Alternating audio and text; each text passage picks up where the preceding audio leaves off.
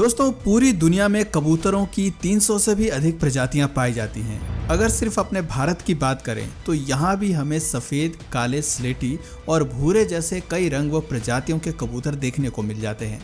वैसे चाहे किसी भी रंग या प्रजाति के कबूतर हों, सभी में एक बात कॉमन होती है। कबूतर बहुत ही ज़्यादा सुंदर और शांत स्वभाव के पक्षी होते हैं और इनकी इसी खूबी को देखते हुए कबूतर को पीस और लव का सिंबल भी माना जाता है। और अपने आज की इस वीडियो में मैं आपको इसी खूबसूरत पक्षी से जुड़े ऐसे कई इंटरेस्टिंग फैक्ट्स बताने वाला हूं जिसे यकीनन आपने आज से पहले कभी नहीं सुना होगा। साथ ही मैं आपको कबूतर की फार्मिंग के बारे में भी बताने वाला हूं कि किस तरह कबूतर की फार्मिंग करके लोग आज अच्छा खासा मुनाफा कमा रहे हैं। तो दोस्तों, वीडियो काफ़ी ज़्यादा मज़ेदार व नॉलेजेबल होने वाली है, सो आप हमारे साथ एंड तक बने रहिएगा। दोस्तों, कबूतर एक ओमनिवोरस पक्षी होते हैं जो गेहूं, धान, सरसों, चना और छोटे मोटे कीड़ों को बड़े चाव से खाते हैं। वैसे बाकी पक्षियों की तरह कबूतरों को भी झुंड में रहना काफ़ी ज़्यादा पसंद होता है, लेकिन उन्हें पेड़ों पर अपना घोंसला बनाना बिल्कुल भी पसंद नहीं होता। कबूतर घर के छज्जे और वेंटिलेटर जैसी जगहों में अपना घोंसला बना कर रहते हैं और उसी में अपने अंडे देते हैं। कबूतर एक बारी में लगभग 2 अंडे देते हैं। कबूतर के चूजे 12 से 15 दिनों में अंडे से बाहर निकल जाते हैं और 30 से 35 दिन में उड़ने जितना बड़े हो जाते हैं और लगभग 6 महीने के अंदर ये रिप्रोडक्शन के लिए तैयार हो जाते हैं। वैसे आपको बता दें कि कबूतर एक साल में 8 बार अंडे दे सकते हैं।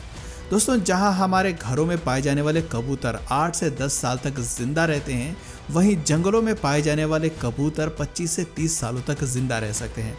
और ये बात तो आप सभी जानते ही होंगे कि कबूतर का पूरा शरीर पंखों से ढका होता है, लेकिन ये बात शायद आपको ना पता हो कि कबूतर के पंख काफ़ी ज़्यादा स्ट्रांग होते हैं और पंखों के स्ट्रांग होने की वजह से ही ये बहुत तेज स्पीड से उड़ भी सकते हैं। इसके अलावा कबूतर बिना रुके काफ़ी लंबी दूरी तक उड़ान भी भर सकते हैं। और सिर्फ इतना ही नहीं, कबूतर की गिनती सबसे ऊंची उड़ान भरने वाले पक्षियों में भी होती है। ये लगभग 6000 फीट की ऊंचाई तक उड़ सकते हैं। दोस्तों, आपने फिल्मों व गानों में देखा होगा कि पुराने ज़माने में कबूतर का इस्तेमाल संदेश वाहक के रूप में किया जाता था, यानी किसी मैसेज को एक जगह से दूसरी जगह पहुंचाने के लिए कबूतरों का इस्तेमाल किया जाता था। लेकिन क्या आपने कभी सोचा है कि इतने सारे पक्षियों में सिर्फ कबूतर ही इस काम के लिए क्यों चुने गए थे? तो दोस्तों, एक्चुअली कबूतरों की याददाश्त काफ़ी तेज होती है। वो एक बार जिस चीज़ को देख लेते हैं उसे कभी नहीं भूलते, फिर चाहे वो कोई जगह हो, रास्ता हो या फिर कोई इंसान ही क्यों ना हो। रिसर्च में ये बात साबित हो चुकी है कि कबूतर अपने दिमाग में एक आम इंसान से कहीं ज़्यादा डेटा स्टोर कर सकते हैं। यहाँ तक कि तेज़ दिमाग के मामले में वो स्टीफन हॉकिंस को भी पीछे छोड़ सकते हैं। दोस्तों, अब आप खुद अंदाज़ा लगा सकते हैं कि कबूतर कितने ज़्यादा इंटेलिजेंट होते हैं और यही वजह है कि पुराने ज़माने में लोग कबूतरों का इस्तेमाल मैसेंजर के लिए किया करते थे। वैसे कबूतरों का घर में रहना भी काफ़ी शुभ माना जाता है। इसी वजह से पुराने समय में तो लोग कबूतर पालते ही थे, पर आज के समय में भी अगर आप गांव में जाएंगे तो वहां भी आपको कई ऐसे घर देखने को मिल जाएंगे जहां लोग खुशी खुशी कबूतर को पालते हैं। दरअसल गांव में लोगों का ऐसा मानना है कि जहां कबूतर का वास होता है वहां धन की देवी माँ लक्ष्मी का भी वास होता है। साथ ही कबूतर को अच्छे भाग्य का प्रतीक भी माना जाता है, जिस वजह से लोग कबूतरों को घर में पालते हैं और जो नहीं पालते हैं वो अपने छत पर कबूतरों के लिए भोजन पानी की व्यवस्था कर देते हैं, ताकि कहीं से कोई कबूतर अगर उड़कर आता भी है तो उनकी छत पर आ जाए और वो भूखा प्यासा ना रहे। ये तो हुई बातें गाँव की, लेकिन अगर बात करें शहरों की तो यहाँ पिछले कुछ सालों से कबूतर पालन का बिजनेस काफ़ी तेज़ी से फल फूल रहा है और इसके एक नहीं बल्कि कई सारे रीजंस हैं। आज के समय में मार्केट में कबूतर के मीट की सबसे ज़्यादा डिमांड है, जिस वजह से इस बिज़नेस में उतरने वाले लोगों को पैसा भी अच्छा मिल जाता है।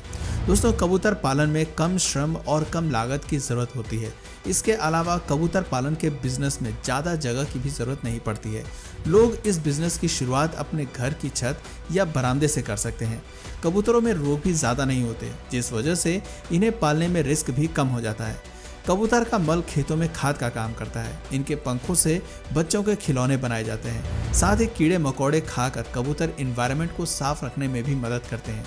इसके अलावा इनके खाने की लागत भी काफ़ी कम आती है। यानी इन सारी बातों का मतलब साफ है, कबूतर पालन एक ऐसा बिजनेस है जिसमें आप स्मॉल कैपिटल में भी ज़्यादा प्रॉफिट कमा सकते हैं। दोस्तों, यही वजह है कि सिर्फ भारत ही नहीं बल्कि आज पाकिस्तान, बांग्लादेश, चीन जैसे देशों में भी लोगों ने कबूतर पालन को बड़े लेवल पर करके अपनी इनकम का जरिया बना चुके हैं। दोस्तों अब आइए देखते हैं फार्म्स में बड़े लेवल पर कबूतर पालन कैसे किया जाता है। ये चीन का एक फार्म है जहां पर हर साल लाखों कबूतरों को उनके मीट, पंख और अंडे के लिए पाला जाता है। कबूतर जब फार्म में अंडे देते हैं तो उन अंडों को वहां से हटाकर उन्हें सेने के लिए या फिर आप कह सकते हैं उन्हें विकसित करने के लिए इंक्यूबेशन रूम में रखे गए इंक्यूबेटर यूनिट में रखा जाता है। दोस्तों कबूतर के अंडे दिखने में बिल्कुल मुर्गियों के अंडे जैसे ही नजर आते हैं। वैसे आपकी नॉलेज के लिए बता दें कि इंक्यूबेशन एक डिवाइस होता है जो अंडे को एक विशेष तापमान पर गर्म रखता है ताकि अंडे का विकास हो सके। इंक्यूबेटर यूनिट में अंडों को कुल 21 दिनों के लिए रखा जाता है। प्रत्येक इंक्यूबेटर में एक बार में 70,000 के आसपास अंडे रखे जाते हैं। सबसे पहले इन अंडों को 18 दिन के लिए इंक्यूबेटर यूनिट में रखा जाता है। 18 दिन बाद अंडों को बाहर निकाला जाता है और एक स्कैन की मदद से उनकी जांच की जाती है। जो अंडे विकसित नहीं हो सकते हैं या जो डैमेज होते हैं उन अंडों की पहचान करके उन्हें ट्रे में से हटा दिया जाता है और वापस से इंक्यूबेटर यूनिट में रख दिया जाता है। कुछ दिनों के बाद अंडे से चूजे निकलने लगते हैं। ये चूजे दिखने में बेहद प्यारे लगते हैं और हैरानी की बात यह है कि ये जन्मते ही खाना पानी शुरू कर देते हैं। और इससे भी ज़्यादा हैरानी की बात यह है कि इन चूज़ों को बड़ा करने का काम मेल पिजन द्वारा किया जाता है, ना कि फीमेल के द्वारा।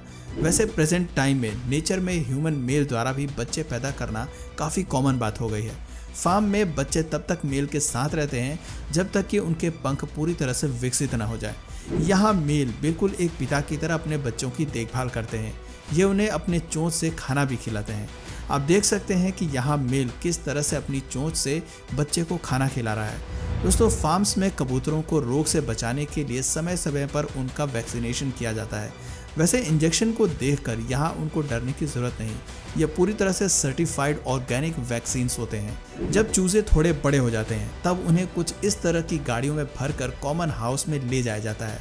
हम ये कह सकते हैं कि ये कॉमन हाउस एक तरह का मेन फार्म है जहाँ इन कबूतरों को हार्वेस्ट करने तक रेस किया जाता है। यहाँ उनके रहने से लेकर खाने पीने तक की हर चीज़ की व्यवस्था बाकायदा की गई होती है। इन कबूतरों को खाने के लिए गेहूं, धान, सरसों, चने के दाने के अलावा मकई और कई विशेष प्रकार के फाइबर्स दिए जाते हैं ताकि इनके शरीर का विकास हो सके। आप देख सकते हैं कि यहाँ कबूतर को किस तरह से खाने के लिए ग्रेन्स को मिक्स करके दिया जा रहा है। इनके खाने में मेन इंग्रेडिएंट में कॉर्न होता है जो कि इन्हें दिए जाने वाले पूरे ग्रेन का 50% है। कॉर्न्स के अलावा इनमें स्मॉल ग्रेन्स होते हैं जैसे बीन्स, बकव्हीट एटसेट्रा। फार्म्स में वर्कर्स द्वारा कबूतरों पर हर समय निगरानी रखी जाती है और लगभग 3-4 महीने बाद ये कबूतर पूरी तरह से बड़े हो जाते हैं। जैसे कि मैंने आपको पहले ही बताया, इन कबूतरों को अंडे और मांस के लिए बड़ा किया जाता है। कबूतर अपने अपने सेक्शन में लगे इस प्लास्टिक के बास्केट में अंडे देते हैं। आप यहाँ कबूतरों को अंडे देते हुए भी देख सकते हैं। कबूतर द्वारा अंडे दिए जाने के बाद इन अंडों को कन्वेयर बेल्ट की हेल्प से आगे भेजा जाता है जहां इन अंडों को ट्रे में व्यवस्थित रूप से रखकर इंक्यूबेटर यूनिट में रख दिया जाता है। तो दोस्तों इस तरह से फार्म्स में कबूतरों से बड़ी संख्या में अंडों को प्राप्त किया जाता है। कबूतरों से मांस प्राप्त करने के लिए उन्हें बड़े बड़े खांचे में भरकर ट्रांसपोर्टेशन के जरिए मीट फैक्ट्री में भेज दिया जाता है जहां इन्हें वर्कर्स के द्वारा ट्रकों से उतारा जाता है और फिर कटाई के लिए इन्हें ले जाकर एक विशेष मशीन पर उल्टा टांग दिया जाता है। ये मशीन गोल गोल घूमकर इनके पंख और ऊपरी चमड़ों को हटा देती है।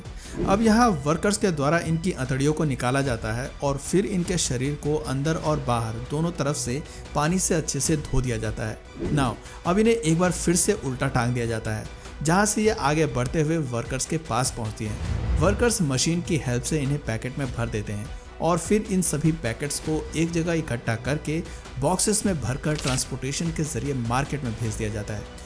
तो दोस्तों इस तरह से आम कंज्यूमर के पास कबूतर का मीट पहुंचता है। पर दोस्तों अपने जीभ के स्वाद के लिए क्या इन नन्हे और प्यारे मासूम से पक्षियों को मारना चाहिए? नीचे कमेंट सेक्शन में अपनी राय जरूर बताइएगा।